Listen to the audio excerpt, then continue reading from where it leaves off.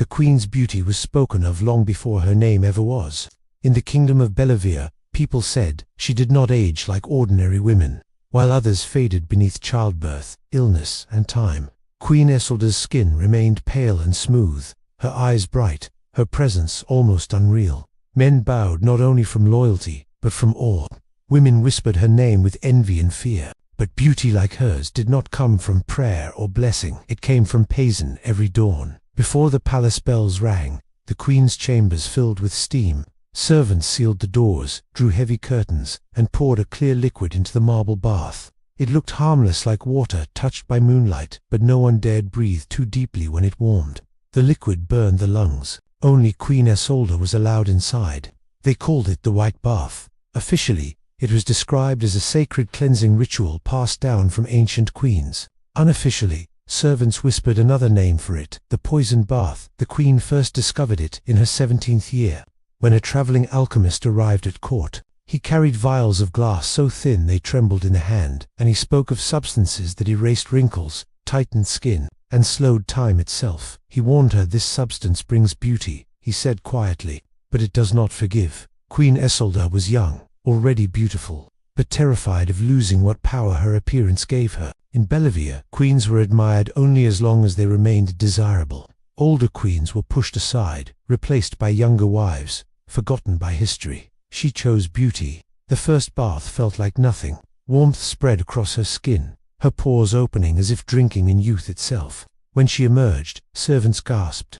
Her skin glowed unnaturally smooth. Tiny scars vanished. Even her eyes looked clearer, sharper. The poison worked. Once a week became twice, twice became daily. Years passed, the queen remained unchanged, but the bath demanded payment at first. It was small, a faint metallic taste that lingered in her mouth, occasional dizziness, a tremor in her fingers when she held wine.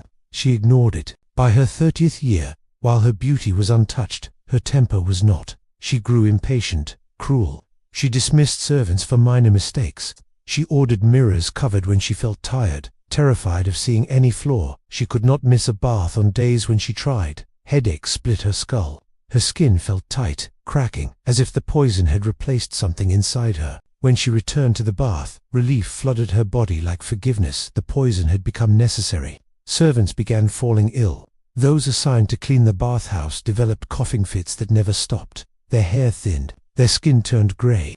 One maid collapsed and died after scrubbing the marble floor where poison residue pooled. The court blamed sickness, the queen blamed weakness. But whispers spread. They say her beauty feeds on death. They say the bath steals years from others. They say she smells of metal and flowers. By the time Queen Isolda reached 40, her beauty remained frozen, but her body was rotting beneath it. Her nails turned brittle and dark. Her teeth ached constantly. She began losing feeling in her legs, especially after long baths. Sometimes she could not stand without help. Still, she refused to stop. One night, after a particularly long immersion, she fainted in the bath. Servants rushed in, choking on the fumes. Dragging her body out, they saw it then. Beneath the glow, beneath the flawless skin, her veins had darkened. Thin black lines crept across her body like roots beneath glass. Poison had woven itself into her blood. The royal physician begged her to stop. "This substance is killing you slowly," he said.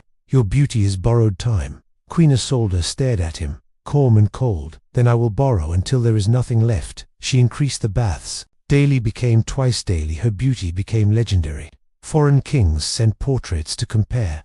Artists failed to capture her glow. People said she looked carved from marble.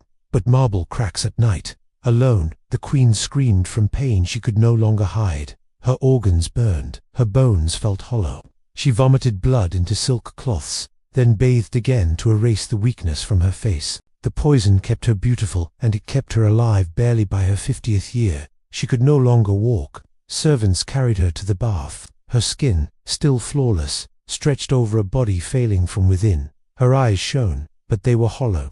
She ordered the mirrors uncovered. She wanted to see herself. What stared back was perfect and dying. On the final morning, the poisoned bath was prepared stronger than ever before. The alchemist's formula had been pushed beyond safety. The water shimmered unnaturally, steaming even in cold air. Queen Isolda dismissed all servants. She lowered herself into the bath alone. The poison entered her pores, her lungs, her blood. Pain exploded through her body, but her skin glowed brighter than every hours passed. No bells rang, no servants dared enter. When they finally broke down the door, they found the bath empty. Only a thin layer of white residue coated the marble. No body, no bones, nothing. The queen had vanished. Some say the poison finally claimed her, dissolving flesh until nothing remained. Others say she achieved what she wanted most, beauty without decay, trapped forever within the bath itself. Even now, centuries later, the bathhouse of Bellevere is sealed, and sometimes, when moonlight hits the marble just right, people swear they see a woman's reflection in the stone, still beautiful, still bathing.